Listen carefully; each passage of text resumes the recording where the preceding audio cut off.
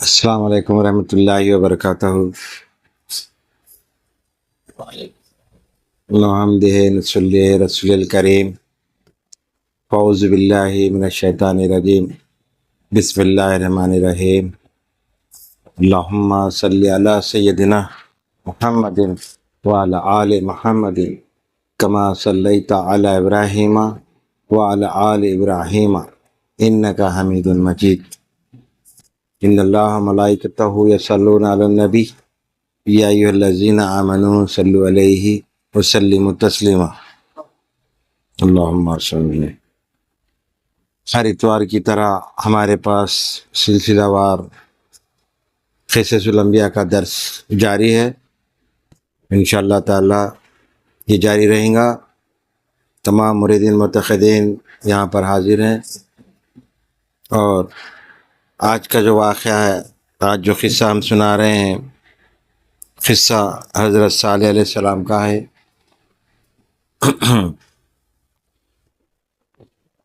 بسم اللہ الرحمن الرحیم۔ اللہ تعالیٰ فرماتا ہے، اور سمود کی طرف بھیجا۔ میں یہ اردو میں سمجھا رہا ہوں، ترجمہ عربی میں بھی ہے، یہ بجائے عربی کے میں اردو میں آسان الفاظ میں تم لوگوں کو سمجھا رہا ہوں۔ اور سمود کی طرف بھیجا ان کے بھائی صالح کو۔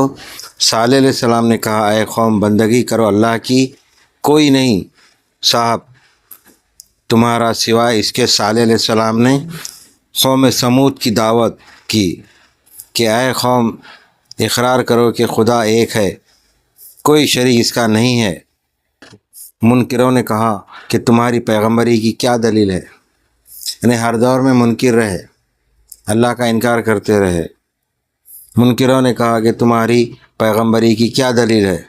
آپ نے کہا کہ ہود کی قوم کو اللہ تعالیٰ نے بسبب بے ایمانی اور بت پرستی کے ہلاک کیا، مجھے ان کے پیچھے اللہ نے خلیفہ کر کے تم پر بھیجا ہے۔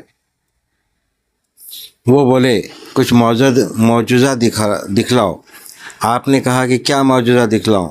سبوں نے کہا کہ ایک اونٹنی اس پتھر سے نکل آئے اور اسی وقت ایک بچہ جنے اور دودھ دے، تب ہم جانیں گے کہ تو رسول خدا کا برحق ہے۔ یعنی یہ شرط رکھی وہ لوگ پیغمبر ہونے کی۔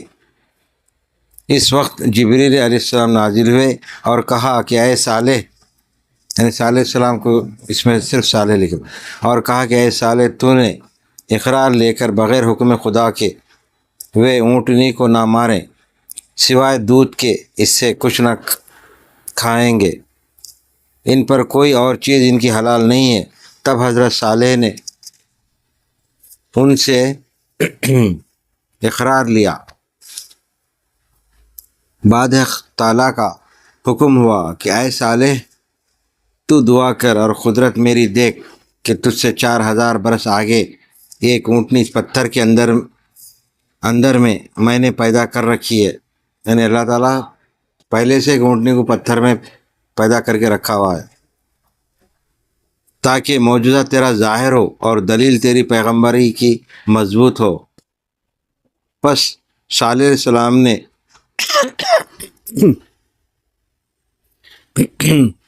السلام نے خدا کی درگاہ میں دعا کی اور سب مومنوں نے آمین کہا۔ اتنے میں عجب ایک آواز اس پتھر سے نکلی، پہاڑ کے پتھر سے نکلی۔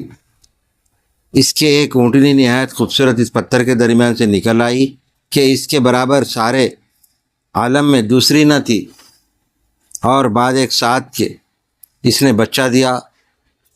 اس میں تازی گھاس بھی نظر آئی جو اونٹنی نے کھائی تھی، اور خدا کے حکم سے فوراً ایک چشمہ اور چراگاہ پیدا ہوئی۔ اونٹنی اس میں چرنے لگی۔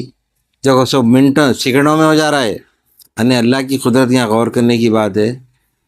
اس قوم میں 7 قبیلے تھے، 7 قبیلے اس چاہ سے پانی پیتے تھے، کچھ کم نہ ہوتا تھا۔ سارا بان اونٹنی کو اس چاہ پر لے گیا، اس نے سب پانی اس کا پی لیا۔ تب حضرت صالح نے اس قوم سے کہا کہ تم دودھ دہ کے پیو۔ پس 7ویں قبیلے اس سے دودھ دودھ دھو کے یعنی دودھ جو نتھارتے اس کو بولتے، اس سے دودھ دھو کے گھڑے اور مشکیں بھر بھر کے اپنے گھر لے جاتے تھے۔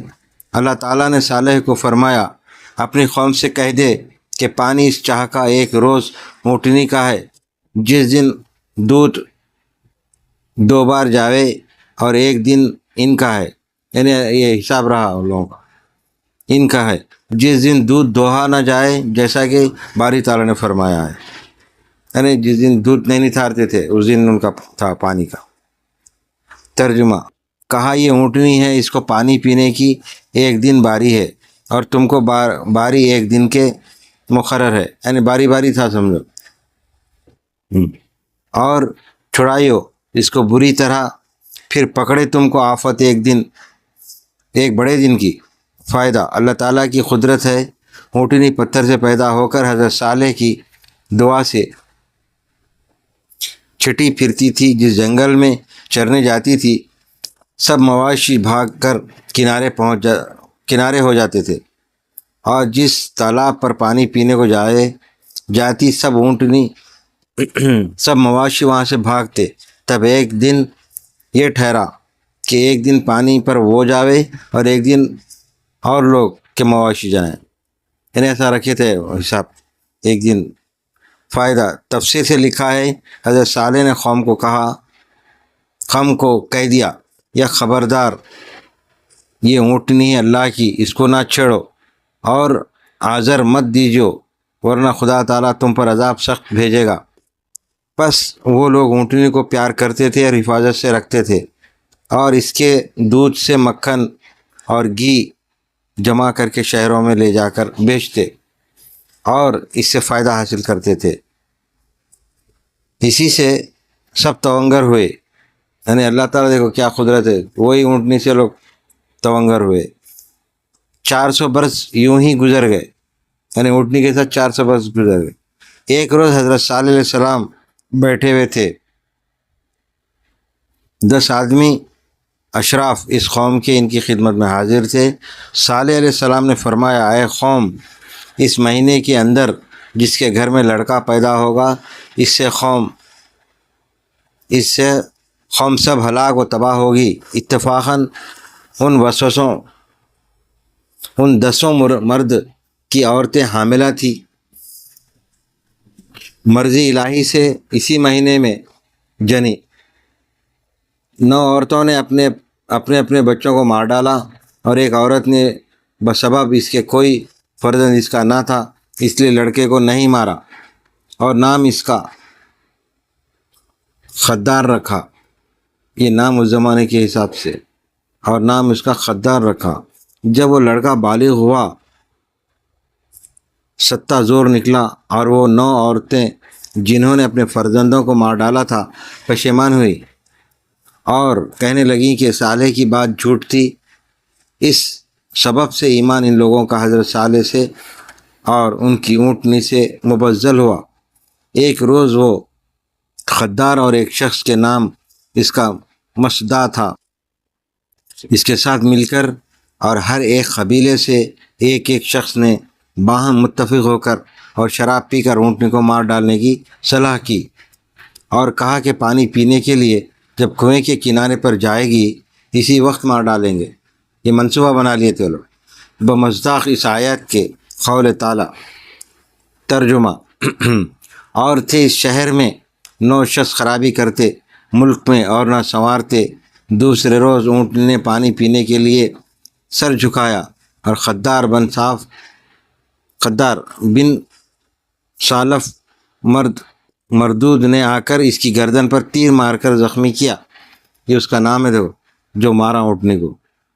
خدار بن سالف مردود نے آ کر اس کی گردن پر تیر مار کر زخمی کیا۔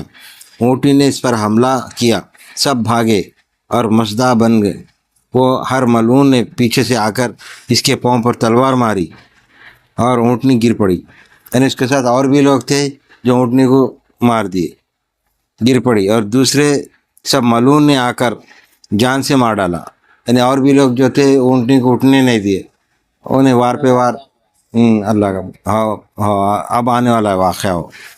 بہرحال اس طرح ملعون نے آ کر جان سے مار ڈالا اور بچہ اپنی ماں کا یہ حال دیکھ کر بھاگا۔ سب مردودوں نے اس کا پیچھا کیا، نہ پایا، جس پتھر سے ماں اس کی نکلی تھی اس کے اندر جا گھسا۔ جو سعید بن منیب رضی اللہ تعالیٰ روایت کرتے ہیں کہ قوم صالح علیہ السلام کی شراب نہ پیتی تو ہرگز وہ اونٹنی کو نہ مار، یعنی شراب اگر نہیں پیتے تو شراب کیونکہ جڑ ہے برائیوں کی، تو ہاں وہ شراب پی کے نہ مارتی۔ یہ گناہ کبیرہ شراب پینے سے ہوا، اور حدیث میں آیا ہے یعنی شراب برائیوں کی ماں ہے۔ تفسیر میں لکھا ہے کہ ایک عورت بدکار کے گھر میں گائے، اونٹ، بکری وغیرہ بہت تھے، اور چارے اور پانی کی تکلیف سے اس نے اپنے یار کو سکھایا کہ اونٹنی کے پاؤں کاٹ ڈال۔ اس نے ویسا ہی کیا۔ اس کے 3 دن بعد ان پر عذاب علیم آیا۔ جب حضرت صالح نے خبر پائی تب ان سے کہا، قول تعالیٰ، اللہ تعالیٰ فرماتا ہے، ترجمہ، پھر اس کے پاؤں کاٹ ڈالے۔ تب کہا، فائدہ اٹھاؤ اپنے گھر میں 3 دن، یہ وعدہ جھوٹا نہ ہوگا۔ حضرت صالح علیہ السلام نے کافروں کو کہا کہ حیات تمہاری 3 دن کے سوا باقی نہیں ہے، یعنی یہ وارننگ بھی دے دی صالح علیہ السلام، 3 دن یہ وعدہ جھوٹا نہ ہوگا۔ حضرت صالح علیہ السلام نے کافروں کو کہا کہ حیات تمہاری 3 دن کے سوا باقی نہیں ہے۔ وہ بولے، اس کی کیا علامت ہے؟ وہ لوگ سوال کرے، کیا علامت ہے؟ صالح علیہ السلام نے کہا، پہلے روز رنگ روپ تمہارا سرخ ہو جائے گا، یعنی لال ہو جائے گا، اور دوسرے روز زرد ہو جائے گا، پیلا ہو جائے گا، اور تیسرے روز سیاہ ہو جائے گا، کالا ہو جائے گا۔